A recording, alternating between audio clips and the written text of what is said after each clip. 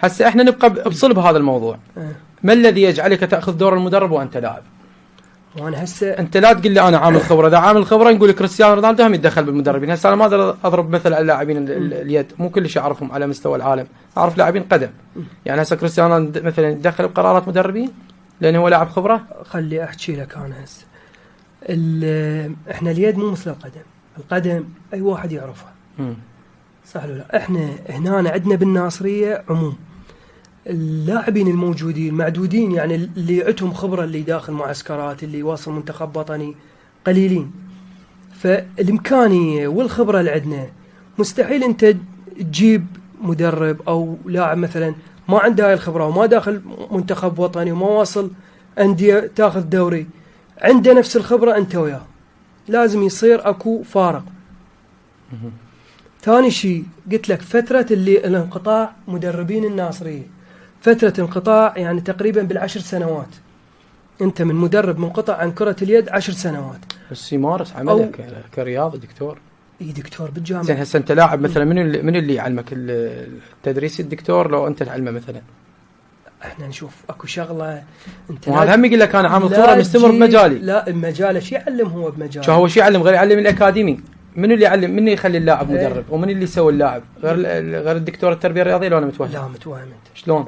هاي اللاعبين الجامعات اللي داخل في منتخب العراق وباقي منو جايه جامعه تمثل؟ هسه مثلا اللاعبين جامعه منتخب ذي بس منو اللي جاي يطلعهم؟ احنا الاستاذ الجامعي، الدكتور الجامعي شو يخرج؟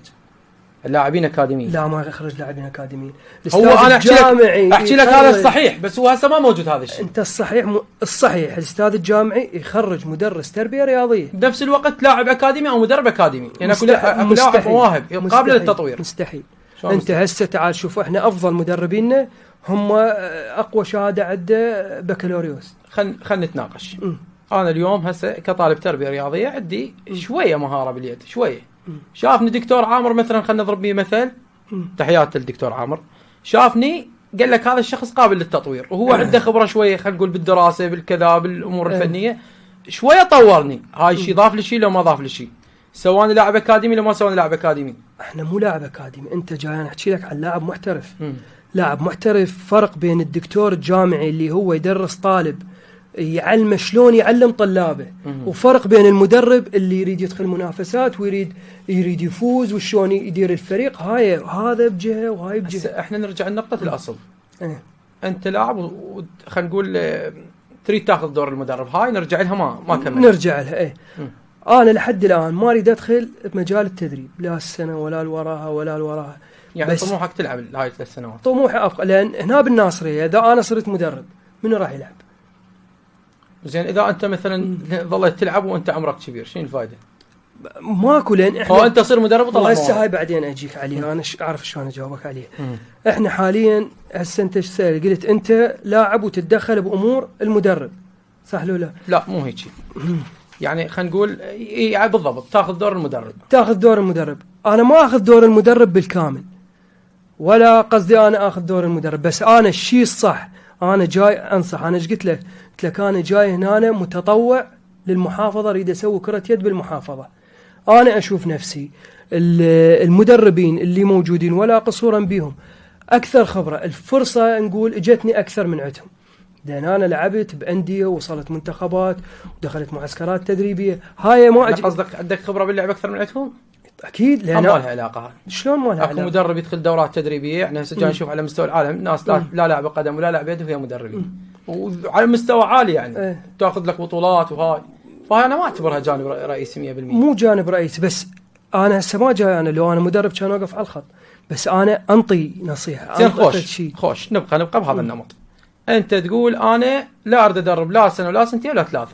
شلون دخل الدوره التدريبيه قبل اسبوع؟ الدوره التدريبيه حاليا هاي الدوره التدريبيه سي، وقبلها دخل الدوره التدريبيه دي هذني جن هسه وين بالعراق، بعد ما راح يجن بالعراق.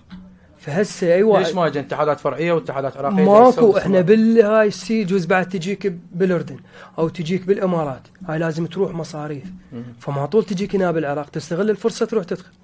لان انا هسه انت عمري لازم بعد البكالوريوس مو على اساس ما يدخل الدوره دي. ايش عجب دخل الدوره دي انت؟ هسه اكو هيك نمط بالاتحادات؟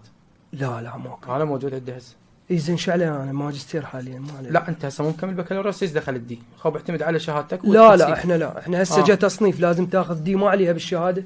اجت بالبدايه قالوا على اساس اللي لاعب منتخب وطني ما يصير يدخل بالدي، يعني يقدر قبل على السي، ولغوها الاتحاد الدولي الاسيوي. الاتحاد الدولي مال كره اليد لغاها هذا الشيء، يعني قال لازم المدرب يتدرج دي وسي وبي والاي. استاذ حسام الحديث طويل جدا واسئله كثيره يعني موجوده تنتظرنا. الشق الثاني